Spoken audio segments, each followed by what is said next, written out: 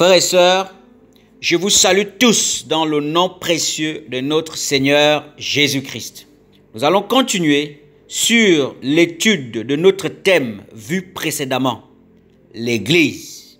Nous savons que Jésus-Christ a parlé de son Église dans le livre de Matthieu chapitre 16, le verset 13 à 20. Nous savons que cette Église est née par la puissance du Saint-Esprit dans le livre de Actes chapitre 2, le verset 1 à 4. Dans la première partie de notre étude, nous avons vu qu'est-ce que l'Église et quand est-elle née. Aujourd'hui, nous allons voir comment fonctionne l'Église. Avant toute chose, il faut souligner que l'Église est le corps de Christ. Nous le voyons dans le livre de Éphésiens chapitre 1, le verset 23. La Bible nous dit aussi que Christ est la tête de l'Église. Nous le voyons dans le livre de Éphésiens chapitre 5, le verset 23. C'est donc Jésus qui gère le bon fonctionnement de son corps qui est l'Église.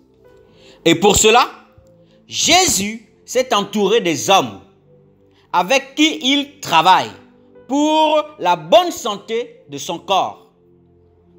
Les hommes avec qui Jésus travaille, il faut le souligner, sont des hommes morts pour le monde, pour leur propre intérêt. D'accord? Parmi ces hommes, nous avons les apôtres, nous avons les prophètes, nous avons les pasteurs, nous avons les docteurs, nous avons les évangélistes, nous avons les anciens, nous avons les diacres. Tous ces hommes travaillent ensemble pour la bonne santé du corps de Christ. Parmi ces hommes dont Jésus s'est entouré pour le bon fonctionnement de son corps, nous allons parler d'abord des anciens. Qu'est-ce qu'un ancien? D'accord? En hébreu, ancien se dit zaken, qui veut dire vieux, aîné, de ceux qui ont de l'autorité. En grec, ancien c'est presbyteros, qui veut dire ayant de l'âge. Avant de voir les anciens dans le Nouveau Testament, parlons d'abord des anciens dans l'Ancienne Alliance. Il s'agissait des chefs de famille ou de clan. Ces hommes représentent le peuple dans les affaires religieuses et civiles. Ce sont aussi des hommes avancés en âge. Nous le voyons dans le livre de Exode, chapitre 3, le verset 16. Va, rassemble les anciens d'Israël et dis-leur, l'Éternel, le Dieu de vos pères, m'est apparu, le Dieu d'Abraham, d'Isaac et de Jacob. Il a dit, je vous ai vu et j'ai vu ce qu'on vous fait en Égypte. Ancien de Exode chapitre 3, le verset 16, en hébreu c'est zaken, qui veut donc dire vieux, aîné, de ceux qui ont de l'autorité. Dieu dit donc à Moïse, va, rassemble les anciens, donc les aînés, donc les vieillards, donc ceux qui ont de l'autorité. Et Dieu leur dit par la bouche de Moïse qu'il les a vus. D'accord? Et qu'il a vu ce qu'on leur fait en Égypte. Et lorsque Dieu parle aux anciens, derrière les anciens, il voit toute la nation. Il voit tout le peuple. Dans l'Ancienne Alliance, nous avons plusieurs catégories d'anciens en Israël. D'accord? Il y a les anciens avancés en âge. Il y a des anciens qui sont les chefs des tribus. Il y a des anciens qui sont les chefs de famille. Nous le voyons dans le livre, par exemple, de Deutéronome, chapitre 5, le verset 23. Lorsque vous eûtes entendu la voix du milieu des ténèbres, et tandis que la montagne était tout en feu, vos chefs de tribus et vos anciens s'approchèrent tous de moi. Et vous dites, voici l'Éternel, notre Dieu, nous a montré sa gloire et sa grandeur, et nous avons entendu sa voix du milieu du feu. Aujourd'hui, nous avons vu que Dieu a parlé à des hommes et qu'ils sont demeurés vivants. Les anciens et les chefs des tribus se sont approchés de Moïse. D'accord? Nous le voyons également dans le livre de 1 Roi chapitre 8, le verset 1 à 3.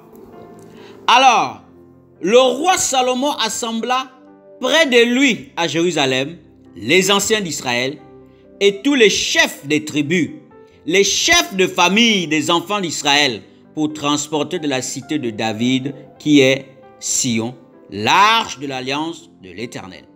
Tous les hommes d'Israël se réunirent auprès du roi Salomon au mois d'Étanim, qui est le 7e mois, pendant la fête. Lorsque tous les anciens d'Israël furent arrivés, les sacrificateurs portèrent l'arche.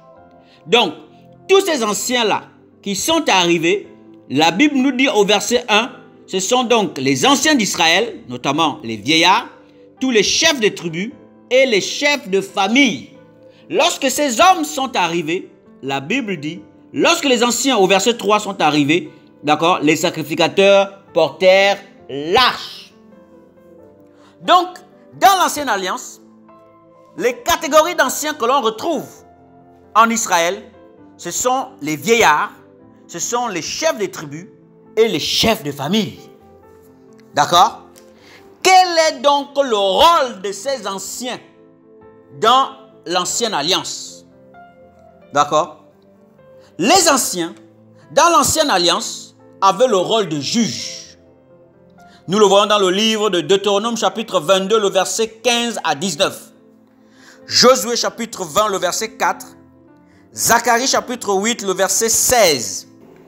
Deutéronome 22, le verset 15 à 19. Alors, le père et la mère de la jeune femme prendront des signes de sa virginité et les produiront devant les anciens de la ville à la porte. Et les produiront devant les anciens de la ville à la porte. Les anciens de la ville saisiront alors cet homme et le châtieront. Et parce qu'il a porté atteinte à la réputation d'une vierge d'Israël, ils le condamneront à une amende de 100 cycles d'argent qu'ils donneront au père de la jeune femme. Elle restera sa femme et il ne pourra pas la renvoyer tant qu'il vivra. C'est donc à la porte que les anciens d'Israël rendaient le verdict des affaires qu'il y avait en Israël. D'accord? Prenons Zacharie chapitre 8, le verset 16. Voici ce que vous devez faire. Que chacun dise la vérité à son prochain. Jugez dans vos portes selon la vérité en vue de la paix. Jugez dans vos portes ceux qui avaient le rôle de juge et ils le faisaient aux portes, c'était les anciens. Les anciens jouissaient aussi d'une autorité. Deutéronome chapitre 27, le verset 1. Moïse et les anciens d'Israël donnèrent cet ordre au peuple. Observez les commandements que je vous prescris aujourd'hui. Moïse et les anciens. D'accord? Donc, Zaken, vieux, aîné, ceux qui ont de l'autorité. Moïse et ces anciens-là donnèrent des ordres au peuple. Les anciens avaient aussi cette autorité en Israël. Lisons également Josué chapitre 24, le verset 29 à 31. Après ces choses, Josué, fils de Nun, serviteur de l'Éternel, mourut. Âgé de 110 ans, on l'ensevelit dans le territoire qu'il avait eu en partage à Timnath-Sérach, dans la montagne d'Éphraïm, au nord de la montagne de Gash. Israël servit l'Éternel. Au verset 31, la Bible dit, Israël servit l'Éternel pendant toute la vie de Josué et pendant toute la vie des anciens qui survécurent à Josué et qui connaissaient tout ce que l'Éternel avait fait en faveur d'Israël. Les anciens également jouissaient d'une autorité en Israël. Après la mort de Josué, quelques anciens étaient encore vivants. Et le peuple ne s'est pas détourné à cause de la présence de ces anciens-là. Le peuple n'est pas tombé dans la dépravation, dans le péché, à cause de ces anciens-là qui avaient une autorité. Et lorsque tous ces anciens sont morts, et bien quand vous lisez les Juges, chapitre 2, à partir du verset 10, la Bible dit « Toute cette génération fut recueillie auprès de ses pères, et il s'éleva après une autre génération qui ne connaissait point l'Éternel, ni ce qu'il avait fait en faveur d'Israël. Les enfants d'Israël firent alors ce qui déplaît à l'Éternel, et ils servirent des Baals. » Josué va mourir. Tous les anciens qui étaient en Israël et qui avaient de l'autorité vont aussi mourir. Et une autre génération va arriver. Ceux qui n'avaient pas connu ces anciens et ceux qui n'avaient pas connu avant ce que Dieu avait fait avec ce peuple. Ils vont donc se détourner de l'Éternel et ils vont aller après d'autres dieux. D'accord? Un autre rôle des anciens en Israël. Ces anciens-là qui avaient de l'autorité soutiennent aussi Moïse dans la charge. Nous le voyons dans le livre de Nombres, chapitre 11, le verset 14 à 17. « Je ne puis pas, à moi seul, porter tout ce peuple, car il est trop pesant pour moi. Plutôt que de me traiter ainsi, tue-moi, je te prie, si j'ai trouvé grâce à tes yeux et que je ne vois point mon malheur. » La charge était trop pesante pour Moïse seul. Et Moïse va parler ainsi à Dieu dans le livre de Nombres chapitre 11 le verset 14 à 15. Et Dieu va répondre à Moïse. Au verset 16, la Bible dit « L'Éternel dit à Moïse, assemble auprès de moi 70 hommes des anciens d'Israël, de ceux que tu connais comme anciens du peuple, et ayant de l'autorité sur lui. Amène-les à la tente d'assignation et qu'ils s'y présentent avec toi. Je descendrai et là, je te parlerai. Je prendrai de l'esprit qui est sur toi et je le mettrai sur eux, afin qu'ils portent avec toi la charge du peuple et que tu ne la portes pas à toi seul. » D'accord? Les anciens donc avaient également de l'autorité et ils soutenaient Moïse dans la charge. Nous le voyons également dans le livre de Exode chapitre 18. Vous pouvez lire tout le livre d'Exode chapitre 18, mais je vais lire Exode chapitre 18 à partir du verset 17. Et le beau-père de Moïse lui dit, « Ce que tu fais n'est pas bien. Tu t'épuiseras toi-même et tu épuiseras ce peuple qui est avec toi, car la chose est au-dessus de tes forces. Tu ne pourras pas y suffire seul. Tu ne pourras pas porter cette charge seul. » Même le beau-père de Moïse, Jéthro, avait vu cela. Maintenant, au verset 19, « Écoute ma voix, je vais te donner un conseil, et que Dieu soit avec toi. Sois l'interprète du peuple auprès de Dieu, et apporte les affaires devant Dieu. Enseigne-leur les ordonnances et les lois, et fais-leur connaître le chemin qu'ils doivent suivre, et ce qu'ils doivent faire.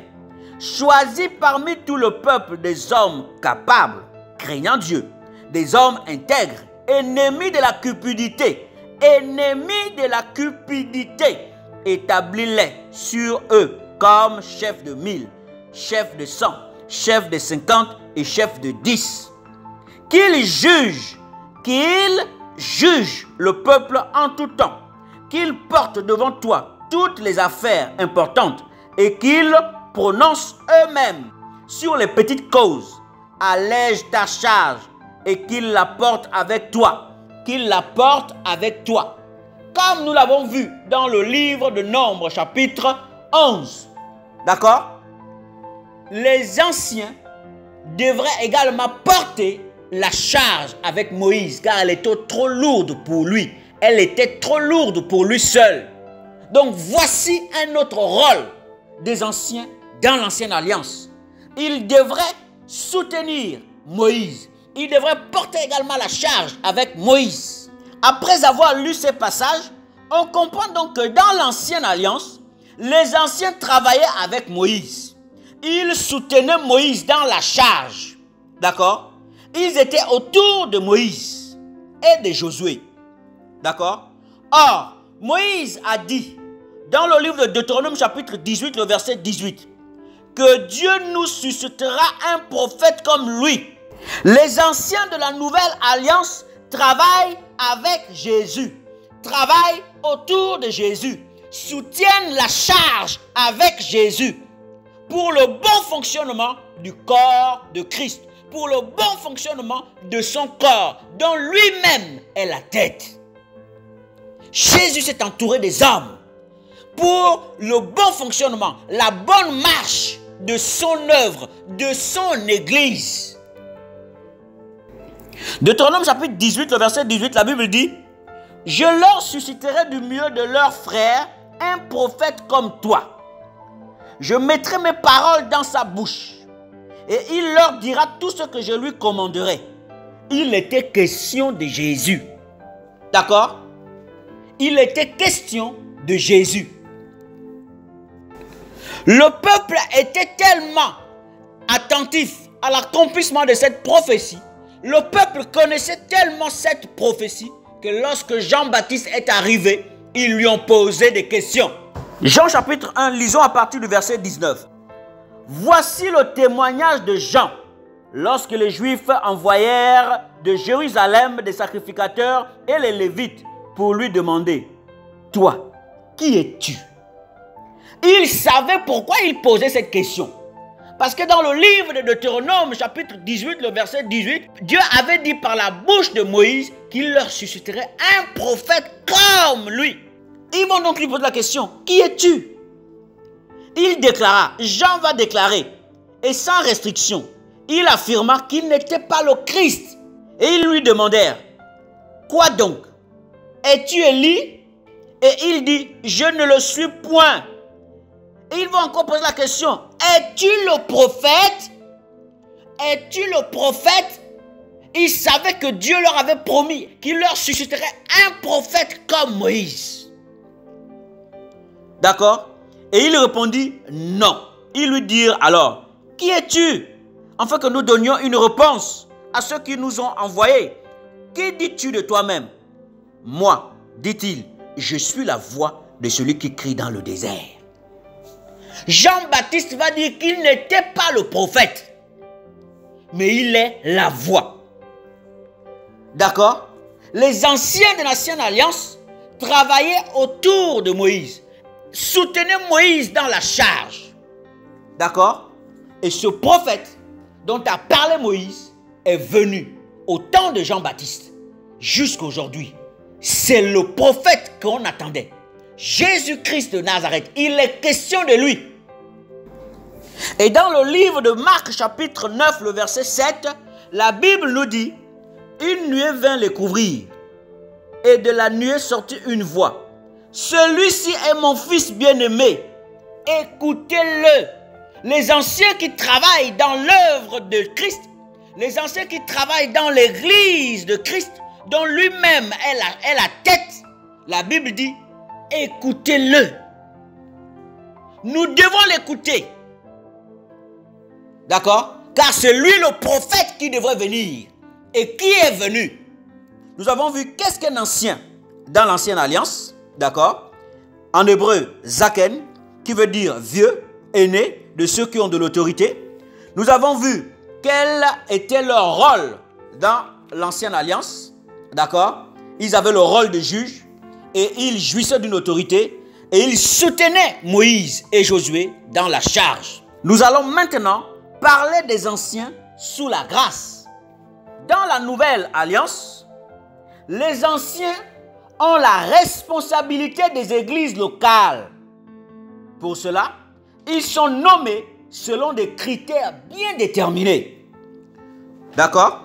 Lisons Actes chapitre 14, le verset 23. La Bible dit: « Ils désignèrent des anciens dans chaque église, et après avoir prié et jeûné, ils les recommandèrent au Seigneur en qui ils avaient cru. » D'accord? Donc les anciens ici ont été nommés. Nous le voyons également dans le livre de Tite chapitre 1, le verset 5 à 9. Les anciens donc ont la responsabilité des églises locales pour le bon fonctionnement de ces assemblées locales. Selon quels critères ils étaient nommés, nous le voyons également dans 1 Timothée chapitre 3, le verset 1 à 7. Cette parole est certaine. Si quelqu'un aspire à la charge d'évêque, évêque veut dire ancien, d'accord? Il désire une œuvre excellente. Il faut donc que l'évêque, donc l'ancien, soit irréprochable, d'accord? Mari d'une seule femme, sobre, modéré, réglé dans sa conduite, hospitalier, propre à l'enseignement, capable d'enseigner. Il faut qu'il ne soit ni adonné au vin, ni violent, ni indulgent, pacifique, désintéressé, ennemi de la cupidité. D'accord? Il faut qu'il dirige bien sa propre maison et qu'il tienne ses enfants dans la soumission et dans une parfaite honnêteté. D'accord? Ce n'est pas n'importe qui est ancien d'une assemblée locale. Les anciens dans la Nouvelle Alliance ont également un rôle de surveillant. D'accord? Nous le voyons dans le livre de Actes chapitre 20, le verset 28. Prenez donc garde à vous-même et à tout le troupeau sur lequel le Saint-Esprit vous a établi évêque, donc ancien, pour paître l'Église de Dieu, qu'il s'est acquise par son propre sang. Or, le mot paître de Actes chapitre 20, le verset 28, en grec c'est poimaeno, d'accord, qui donne en français nourrir, soigner un troupeau, garder des brebis. Prenez garde à vous-même et à tout le troupeau sur lequel le Saint-Esprit vous a établi pour paître, d'accord, l'Église de Dieu, pour nourrir par la parole, pour soigner le troupeau, pour garder les brebis. C'est le rôle des anciens. Un autre rôle des anciens dans la Nouvelle Alliance, ils sont associés aux apôtres pour régler les différends dans les églises, donc régler les problèmes dans les églises. D'accord? Nous le voyons dans le livre de Actes chapitre 15, le verset 2. Nous le voyons dans le livre de Actes chapitre 16, le verset 4. L'église sous la Nouvelle Alliance est dirigée par un collège d'anciens. D'accord? Dans ce cas, il peut être des presbytéros et des épiscopos, mais surtout des épiscopos, car ils doivent être capables de défendre la saine doctrine. Un apôtre peut aussi être un ancien d'une église locale. Nous le voyons dans le livre de 1 Pierre chapitre 5, le verset 1. Que le nom de Jésus-Christ soit béni, frères et sœurs, soyez encouragés. Nous allons voir la prochaine fois les autres hommes avec lesquels le Seigneur travaille pour le bon fonctionnement de son corps, pour le bon fonctionnement de son église. Que le nom de Yahushua soit béni, soyez fortifiés, au nom de Jésus-Christ de Nazareth. Amen.